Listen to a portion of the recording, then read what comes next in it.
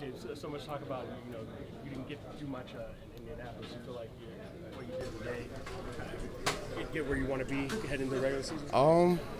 It's not my decision. I just gotta go out there, continue to just try to get better every day. Continue to just try to execute the offense at a high level. I had my struggles this preseason, but at the end of the day, it's just me just trying to find ways to get back. So just playing my game, doing what I do, having confidence and going out there and being me. How'd you feel about your performance today? I felt good. Any opportunity is the best opportunity. So for me, I just wanted to go out there and take advantage of the chances that I had, no matter what quarter it was, first, second, third, or fourth, just to go out there and execute, move the ball, and just show what I can do. Concerned at all about your status heading into Tuesday? I mean, at the end of the day, what's going to happen is going to happen. It's a business at the end of the day, and if it's going to be what it's going to be, for me, it's just just try to be ready for any situation that do occur. So just stay ready. And just continue to battle, man. It's just I've been through this journey, been through ups and downs.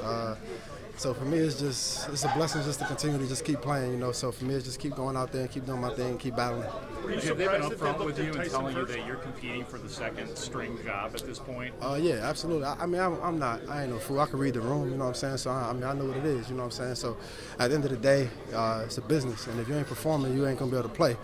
So for me, it's just go out there, perform at a high level, or you don't play. So for me, that's what it is.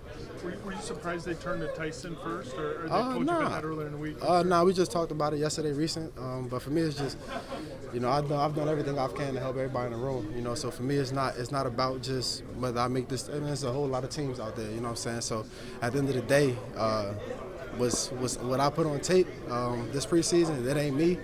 But with every opportunity that you do get, you got to take advantage of it. And for me, it's just to go out there and just battle.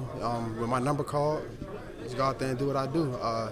So for me, it's just go out there, compete, play at a high level, and try to win games. It looked like a good, quick step. It looked intentional. It looked like you. I don't even. Cause I came back on the bench. I was like, I got 2 feet in. And it was like, and they're on offense. So I was like, okay, my bad.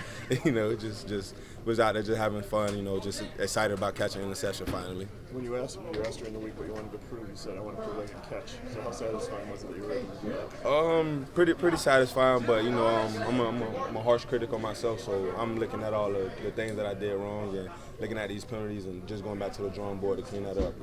Interception was great, but I got to be a better player, for the guys around me and for this team. Tyrique, on the pick, what did you see that identified the route for you? Just his release, release inside. Typically, once they release inside, it's to come back out or run digs. Just was playing my keys, followed his hips, and once he broke out, just make sure that I undercut it, touch his hip and get back and look for the ball. Overall, how do you feel about your preseason? I feel like it could have been a lot better. I feel like I made some rookie mistakes, but I also feel like I grew, with my knowledge and how I understand this game. But I just feel like I got to improve a lot more come game one. It was up and down, but where do you feel like you're at now? I mean, as far as being ready for the season. I feel like I'm ready. I feel like just the guys and the energy that's in this room and the guys that are around me, we're going to exchange energy. So I feel like I'm going to always be ready to go. Oh, I have no doubt about that. But as far as like being polished and being prepared for everything you're going to encounter now. Definitely feel ready. Definitely feel like my preparation, how I go into the game, and how I understand the game is definitely ready to go for game one. The third one, like me and the special teams coach, Coach Hotz, we're on the same page. We're like, hey, let's just take it, let's bounce it, and just wrap around it. I think the second one, I took it kind of outside, and I think I cut up.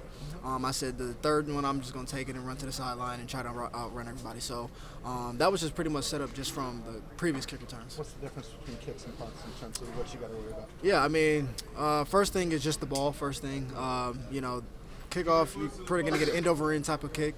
Punt, you could get end over end, you could get a spiral, then you got the wind you got to worry about.